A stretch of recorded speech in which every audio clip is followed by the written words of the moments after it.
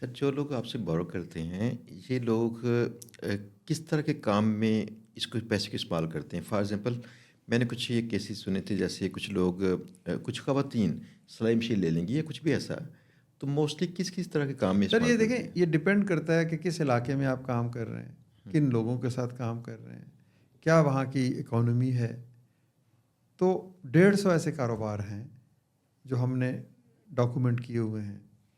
مثلاً cycle puncture لگانا، motor cycle repair کرنا، سلائی کی مشین آپ نے بتایا کرنا، جوتے بنانا، شیشے کا کام کرنا، لکڑی کا کام کرنا، فرنیچر کا کام کرنا. لاہور میں ہے تو پتنگ بنانا، آپ راجن پور میں ہیں یا سندھ میں ہیں تو آپ اجرک بنانا. مطلب ہر علاقے کی اپنی اکانومی اور ایک اپنے سوشل جو ہیں، جو رواج ہیں نا، جو ماحول ہے، اس کے نتیجے میں اکانومی جو ہے اس کی مختلف پہلو جو ہے وہ سامنے آتے ہیں. تو کہیں زمیندارہ کرتے ہیں، کہیں لائف اسٹاک کرتے ہیں، کہیں بھیڑ خریدتے ہیں. تو یہ مختلف کاروبار ہیں، اس کے لیے ہم دیتے ہیں. تو کتنے پیسوں سے کتنے پیسوں تک ان کو قرض دیا جا سکتا ہے؟ سر آپ حیران ہوں گے کہ ایک عورت نے ہم سے 200 روپے قرضہ لیا اور وہ کہتی ہے 200 روپے قرضہ لے کے میں 6,000 روپے مہینہ کماتی ہوں، بلکہ اس سے بھی زیادہ. اس نے 200 روپے کے قرضہ لیا. اب دیکھیں نا کس بدقسمت معاشرے میں ہم رہتے ہیں کہ اس کے پاس 200 روپے بھی نہیں ہے. 200 روپے اس نے قرضہ لیا، اس نے 200 روپے کے انڈے خریدے، ان کو بوائل کیا، اور سردیوں میں شام کے وقت اس کے بیٹے نے وہ انڈے گلی محلے میں جا کے بیچنا شروع کر دیے. تو 200 کے انڈے اس نے 400 میں بیچے. تو 200 کے اوپر روز وہ 200 روپے کماتی ہے.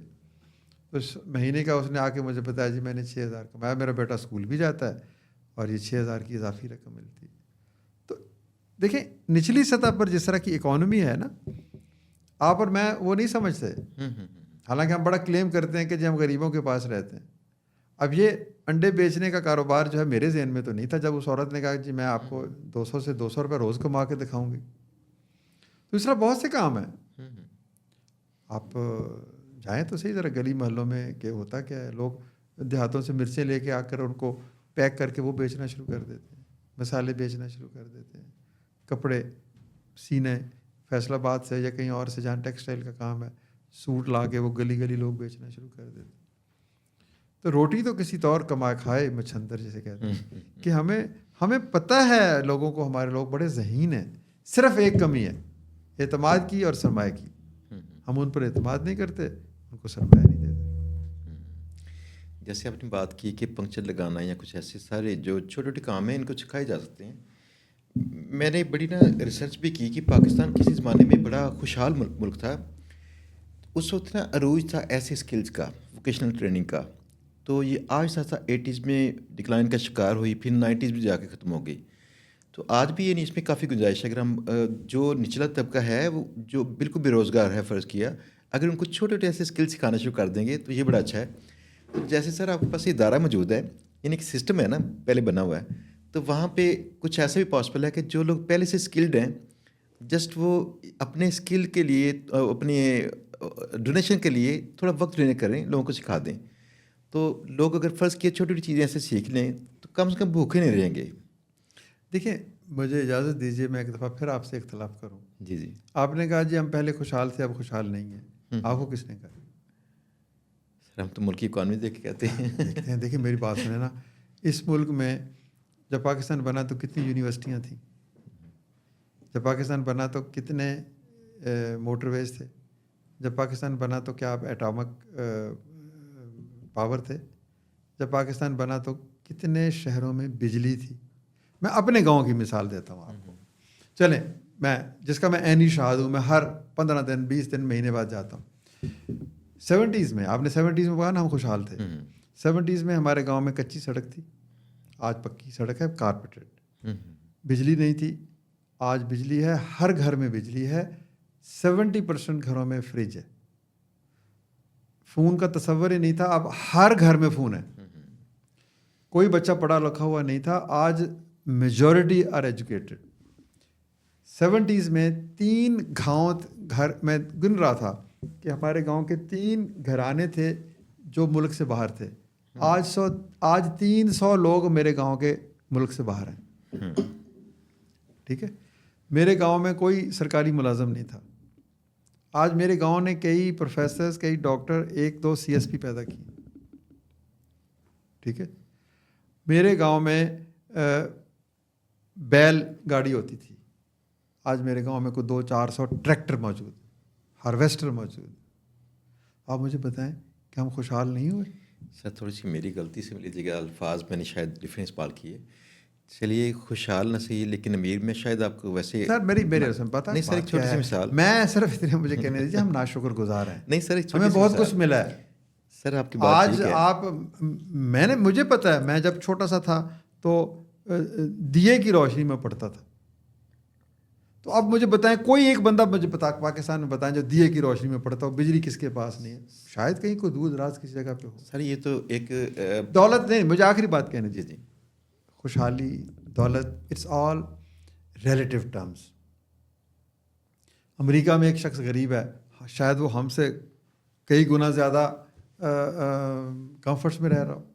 دس از آل. ہم آگے بڑھتے ہیں نا تو ہم ماضی کی طرف نہیں دیکھتے, ہم اس سے اپنے سے بڑے امیر کو دیکھتے ہیں کہ وہ کیسا ہے.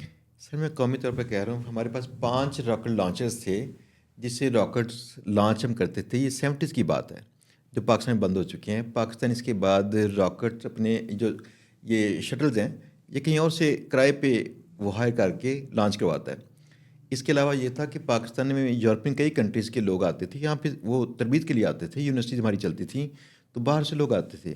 دوسرا, ہم کچھ لوگوں کو قرض بھی دے رہے تھے ڈفرینٹ کنٹریز کو, تو قرض لینا جو تھا وہ کم تھا, دینا زیادہ تھا. دیکھیں یہاں پر پھر میرا اختلاف ہو گیا. آج آپ سے میری اختلاف چل رہی ہے. بعض آپ نیگیٹو چیزوں کو دیکھتے ہیں, میں پازیٹیو چیزوں کو دیکھتا ہوں. آپ کہتے ہیں گلاس آدھا خالی ہے, میں کہتا ہوں نہیں, گلاس آدھا بھرا ہوا ہے. جب تک ہماری من حیث القوم یہ سوچ اور فکر کا انداز نہیں بدلے گا نا, ہم مثبت رویے نہیں اپنائیں گے, ہم پازیٹیو نہیں ہوں گے, ہم کچھ نہ ہونے کا غم میں دبلے ہوتے چلے جائیں گے. تو میں یہ ہرگز نہیں کہہ رہا کہ ہر آدمی امیر ہو گیا ہے. میں کہتا ہوں کہ جو پاکستان میں جو غریب لوگ ہیں وہ 20 سال پہلے کے غریب لوگوں سے بہتر ہیں. غریب ہیں وہ آج کے ماحول کے مطابق, ان کو تعلیم نہیں ہے, صحت نہیں ہے, دوائی نہیں ہے, مگر کڈنی ٹرانسپلانٹ ہو رہا ہے اس ملک میں. آپ دیکھیں, میں اس ہسپتال میں گیا ہوں 2-3 روز پہلے, 1100 وہ آپ کے لیور ٹرانسپلانٹ کر چکے ہیں. مطلب دیکھیں, one must celebrate his successes as well, one must not weep on his failures. Failure کو اسٹرینتھ بنانا ہے ہم نے, کہ فیلئر سے سیکھ کر ہم نے آگے بڑھنا ہے. تو دیکھیں ایٹیچیوڈ ان لائف جو ہوتا ہے نا, that gives you strength, that gives you victory.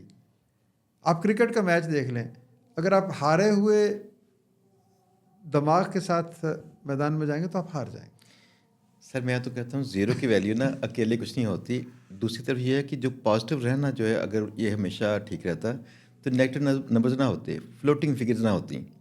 تو دیٹ مینس کہ جو نیگیٹو نمبرز ہیں ان کی بھی امپورٹنس ہوتی ہے. بالکل, میں نے پہلے کہا کہ دیکھیں میں غربت کی موجودگی سے انکار کر ہی نہیں رہا, بٹ میں یہ کہتا ہوں کہ ریلیٹیولی ہم نے آگے بڑھے ہیں, لیکن ہمارے اتنا پوٹینشیل ہے کہ ہم کئی گنا آگے بڑھ سکتے تھے. جن ملکوں کی طرف آپ اشارہ کر رہے ہیں, جرمنی کی طرف کر رہے ہیں, کوریا کی طرف کر رہے ہیں, ہم ان سے آگے بڑھ سکتے تھے. بٹ یہ نہیں ہے کہ ہمارا ریکارڈ اتنا ہی ڈزمل ہے کہ ہم کہیں کہ جی ہم تو بالکل ہی افریقہ ہو گئے. ہم نے جو کیا ہے اس پر ہمیں خوشی ضرور کرنی چاہیے, لیکن مطمئن نہیں ہونا چاہیے. ہمیں آگے بڑھنا ہے, ہمارا پوٹینشیل بہت بڑا ہے. تو اس کے لیے ہمیں قوم کو احساس کمتری کا شکار نہیں کرنا, اس کو خود اعتمادی دینی. آپ بچے کو کہنا تم کر سکتے ہو, تم کر سکتے ہو, تو کم کر سکتے ہو, کر لے گا. آپ بچے کو کہنا تو بالکل ہی نکما, تیرے کو تو ہونا ہی کوئی نہیں, تو پیدائشی مطلب نکما ہے اور تیرے سے کوئی صلاحیت ہی نہیں, وہ ویسا ہی ہو جائے گا. تو I want with all my humility آپ کے ساتھ مل کے دوستوں, ہم کہتے ہیں امید پیدا کرو, حوصلہ پیدا کرو, آگے بڑھنا ہے, پاکستان کو ناقابل تسخیر بنانا ہے. اس کے پری ریکوزٹس بہت سارے ہیں، میں اس کی طرف آؤں گا جو آپ کے ذہن میں ہے کہ ہم بددیانت ہو گئے ہیں، ہم ٹیکس نہیں دیتے، ہم جھوٹ بولتے ہیں. تو یہ بنیادی خوبیاں یا خامیاں ہمیں ان کا انالیسس کرنا ہے اور پھر خود سے عہد کرنا ہے کہ ہم نے ان کو ختم کرنا ہے اور اچھی چیزوں کو اپنانا ہے. لیکن اتنی مایوسی میرے نزدیک تو نہیں. سر آپ ماشاء اللہ رہتے ہیں مثبت، اور اللہ تعالیٰ آپ کو اس کا اجر دے. میں اسی لیے ہنستا رہتا ہوں، خوش رہتا ہوں. لیکن میں نا زیرو کے پاس رہتا ہوں، کبھی اس سائڈ پہ کبھی اس سائڈ پہ. آپ سے زیادہ میں غریب لوگوں کے پاس جاتا ہوں. صحیح. تو میری درخواست ہے آپ جیسے لوگوں سے، تو میں اور درخواست کروں گا کہ you build the character of this nation. You are جسے کہتے ہیں نا change makers. You influence the minds. تو ایک بندے نے کہا تھا، میں اس بات سے اختلاف کرتا ہوں، اس نے کہا تھا اگر کسی قوم کے پاس ہیرو نہیں ہے نا تو اس کو جعلی ہیرو بنانے چاہیے، کیونکہ ہیرو دکھاؤ گے تو ہیرو پیدا ہوگا. تو جو لوگ انفلوئنس کر سکتے ہیں، جو شیپ کرتے ہیں ڈیسٹنی آف اے نیشن، وہ اگر یہی کہ مایوس ہو جائیں گے تو پھر وہ قوم مایوس ہو جائے گی. میرا صرف اتنا ایک ہے. اور آپ ماشاءاللہ آپ کا بھی نقطۂ نظر، آپ کا بھی یہی تعمیر ہے، تو ہم سب مل کر ہی تعمیر کریں گے انشاءاللہ. تو سر اگر پاکستان میں غربت ہم نے مزید سپیڈ سے کم کرنی ہو تو اگلے 10-20 سال کے اندر ہمیں کیا سٹیپ لینے چاہیے، کیسے ہم کریں؟ سب سے پہلے تو آپ اپنی ایگریکلچر کو امپروو کریں. ٹھیک. نمبر 2 لائف اسٹاک کو امپروو کریں. نمبر 3 ٹیکس دینا شروع کر دیں. نمبر 4 آئی ٹی کے شعبہ کو آپ اپنا لیں. مطلب آئی ٹی کے شعبہ میں میرا خیال ہے کہ 20-30 بلین ڈالر ہم کماتے ہیں. آپ نہیں چلے 200 بلین ڈالر کماتے، ہمارا 2000 بلین ڈالر کمانے کا پوٹینشیل ہے. سر آئی ٹی میں کماتے ہیں 3.5 بلین ڈالرز.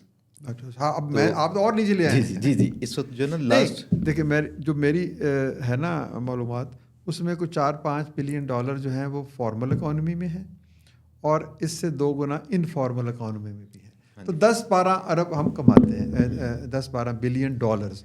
تو پوٹینشیل ہمارا کم از کم 200 بلین ڈالر کا ہے آج. تو اگر آپ یہی میں نے بات کی نا، اگر 200 بلین ڈالر ہمارے پاس آنے لگ پڑیں تو جو ہم 10-20 بلین ڈالر کا جو زر مبادلہ کے ذخائر کم ہونے پہ ہمارا دل دھڑکنے لگتا ہے تو وہ ختم ہو جائے گا. ایگریکلچر میں نے آپ کو بتایا، آپ آج ڈبل اپنی پیداوار کر لیں، دودھ میں آپ ڈبل اپنی پیداوار کر لیں، انرجی میں آپ سولر کو لے آئیں، تو غربت کہاں جائے گی؟